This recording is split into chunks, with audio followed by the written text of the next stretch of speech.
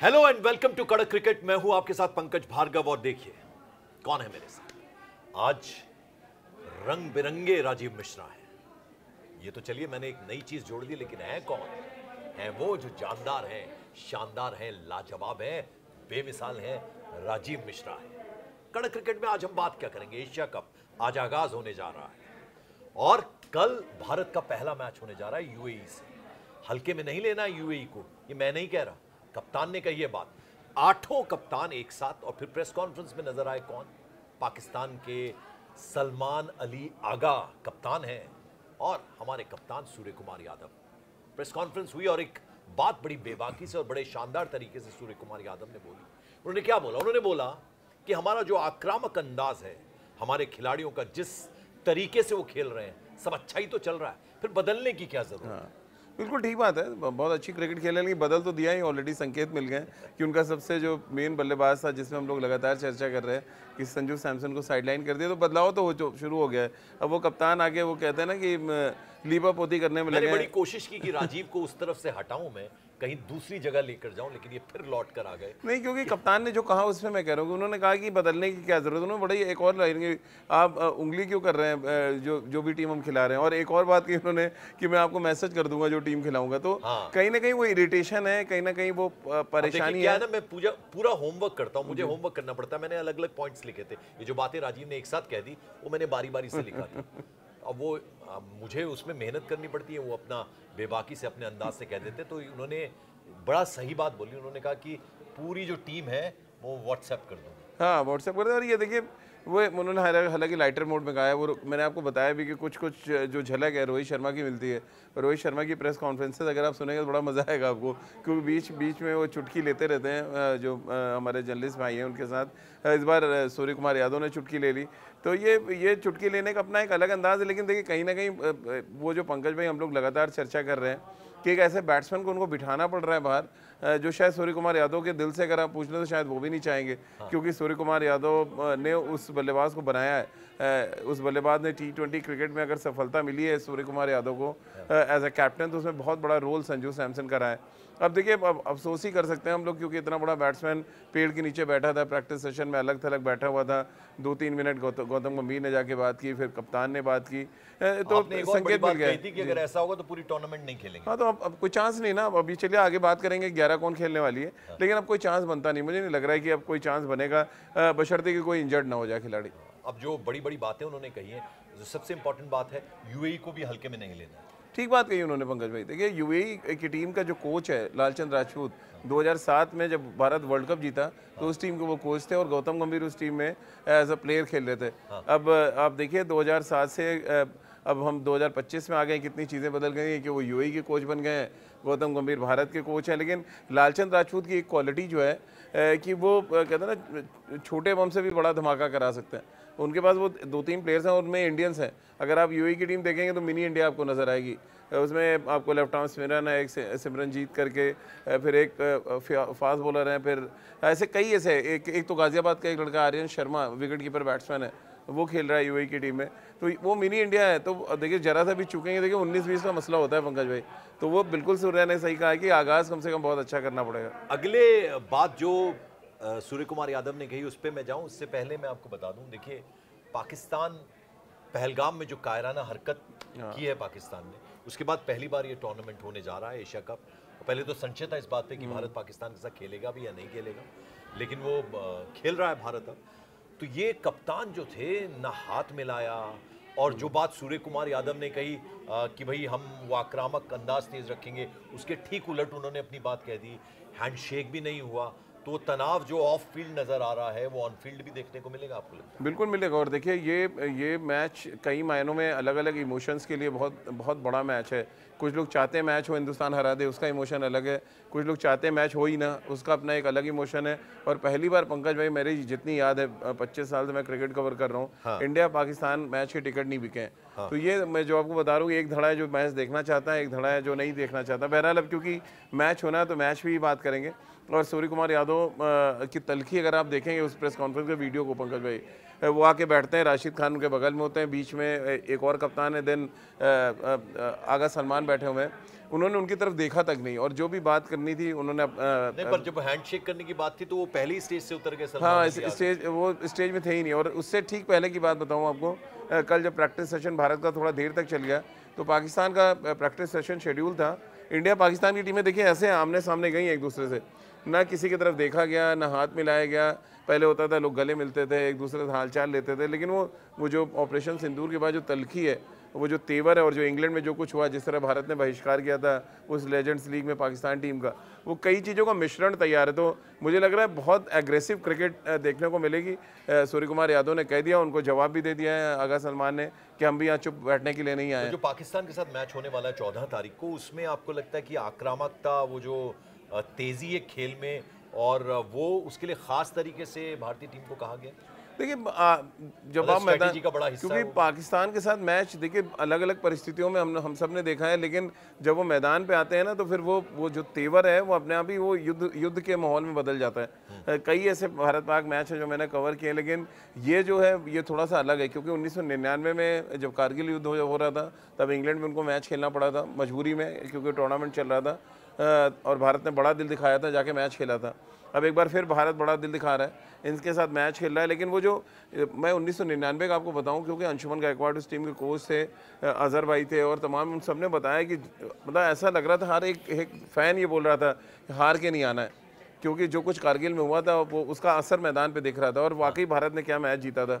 ठीक उसी तरह से ये माहौल है। आप ऑपरेशन सिंदूर के बाद आप खेलने उतरेंगे जब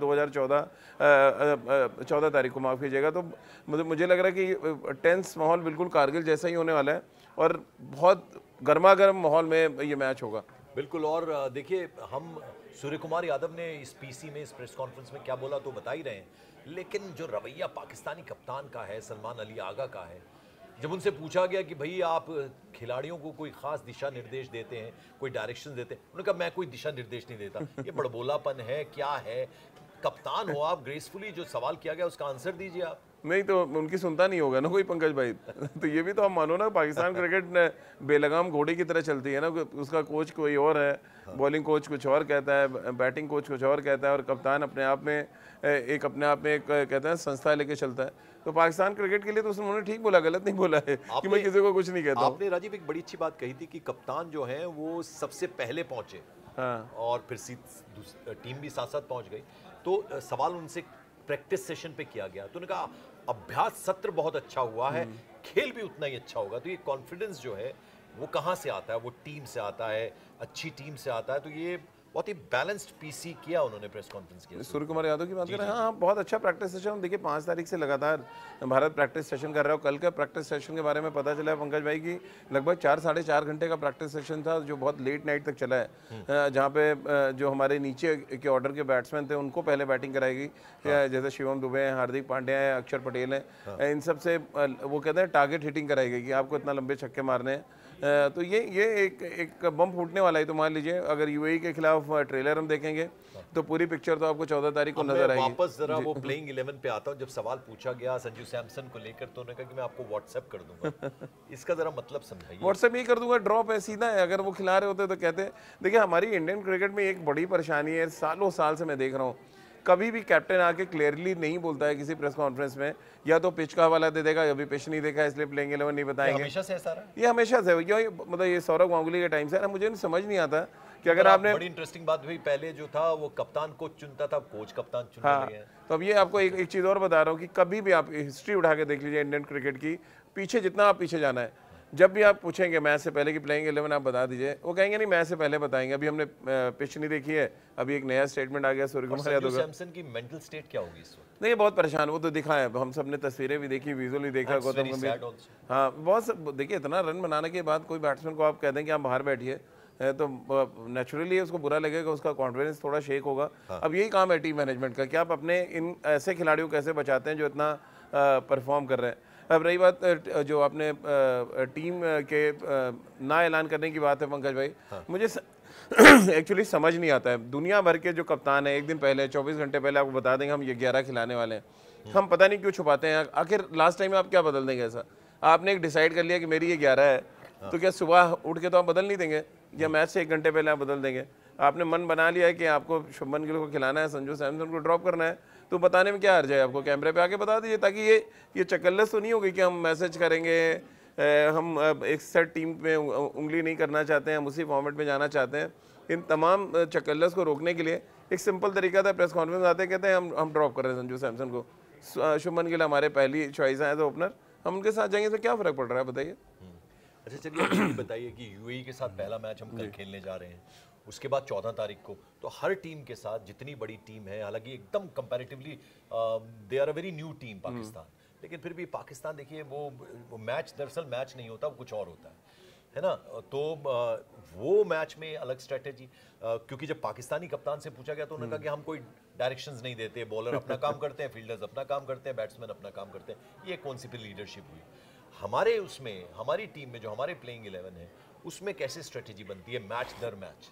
देखिए स्ट्रेटेजी तो एग्रेशन उसका मेन इंटीग्रल पार्ट है, एग्रेशन रहेगा। स्ट्रेटेजी तो देखिए भारत की साफ है, जब से गंभीर कोच बने हैं वो 8-3 के कॉम्बिनेशन के साथ खेलते हैं, यानी कि 8 उनके पास खिलाड़ी चाहिए जो बैटिंग अच्छी करते हो और 3 उनके टेलेंटर्स चाहिए।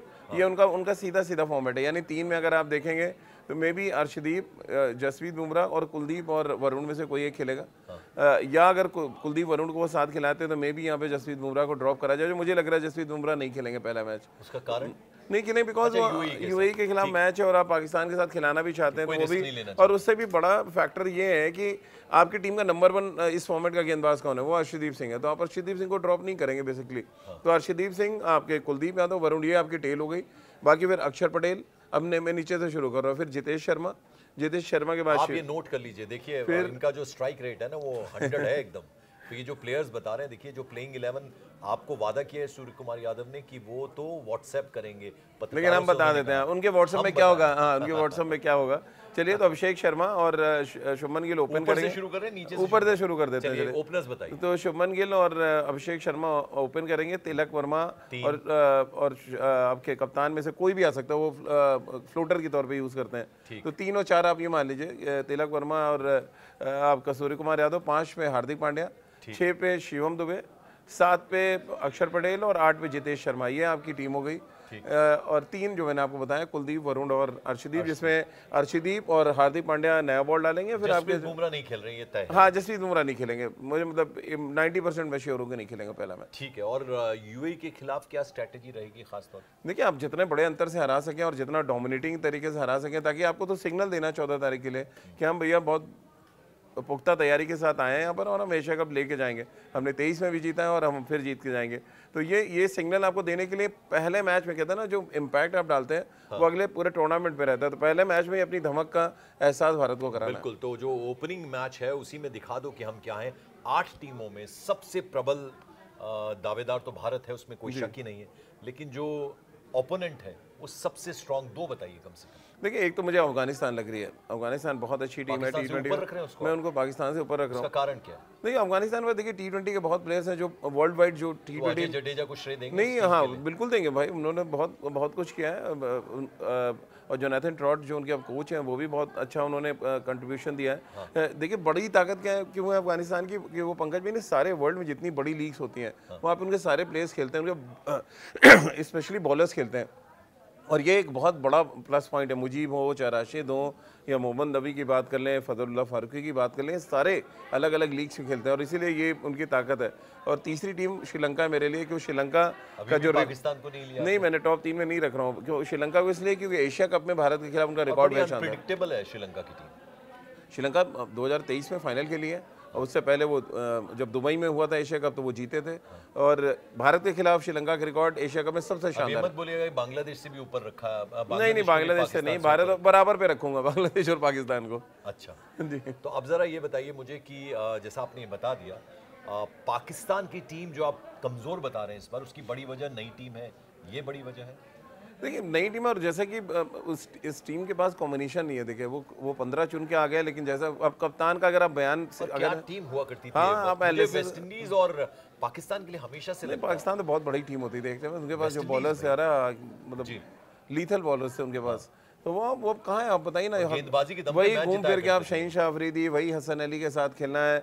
अभी नवाज ने हैट्रिक ले ली जो ट्राई सीरीज हो रही थी, वही नवाज है जो 2 मैच हरवा चुके हैं भारत के खिलाफ। वो तो पाकिस्तान के पास ऐसा कुछ है नहीं जिसके बारे में बहुत ज़्यादा चर्चा कर। बैटिंग तो बिल्कुल नहीं नज़र आ रही, मुझे दिख नहीं रहा है, वही फ़खर जमा के इर्द गिर्द उनकी पूरी बैटिंग घूम रही है। अच्छा, तो अब ये बता दीजिए आखिर में प्रोग्राम के कि हमने प्रेस कॉन्फ्रेंस में क्या क्या कुछ सूर्य कुमार यादव ने किया, कुछ मिसिंग पॉइंट रह गया हो, आपको लगा हो बहुत धांसू बात कह दी उन्होंने? नहीं, वो देखिए सूर्य कुमार यादव, इंडियन क्रिकेट का एक कल्चर है ना, कैप्टन उतना ही बोलेगा जितना बताया जाएगा उनको, तो एग्जैक्टली वही ये बताने वाला कौन है? ये बताने वाला टीम मैनेजमेंट डिसाइड होता है कि भैया इस पॉइंट पे बात करना। नहीं तो क्या आप मुझे बताइए, 11 डिसाइड हो चुके हैं पंकज भाई, 200% 11 डिसाइड कर चुके हैं, लेकिन वो आके बताएंगे नहीं, तो मतलब फिर क्या बचता है? अब एक कप्तान साहब क्या पूछेंगे? बता भी देंगे तो क्या हो जाएगा? क्या हो जाएगा? कुछ फर्क नहीं पड़ने वाला, कुछ फर्क नहीं पड़ने वाला। मुझे बड़ी हंसी आती कभी भी जब बोलते हैं यार मैं पिच, अरे T20 में पिच आप क्या देखेंगे, 20 ओवर की क्रिकेट में क्या पिच बदल जाएगी? बड़ा मतलब अजीब सी बात है जो इंडियन क्रिकेट में दिखती है। चलिए, भारतीय टीम के जो कप्तान है उन्होंने, सूर्य कुमार यादव ने आपको टीम नहीं बताई, वो तो व्हाट्सएप करेंगे।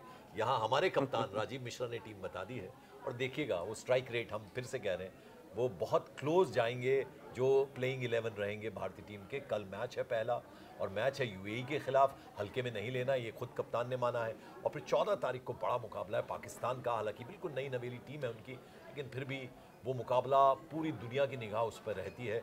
और भारत अब तक मात देता आया है ज़बरदस्त तरीके से, पाकिस्तान को इस बार भी करेगा। पूरे भारतीय जो क्रिकेट प्रेमी हैं वो हमेशा ये चाहते हैं, और इस बार भी ऐसा होगा, यही हम कामना करते हैं। तो ये टूर्नामेंट शुरू हो रहा है आज से, कल भारत का पहला मुकाबला है। नज़र रहेगी, आप अपनी सजेशन ज़रूर भेजिए, हम हर बार अपने दर्शकों से कहते हैं। और यहाँ हम आपसे ले रहे हैं इजाज़त। Thank you so much.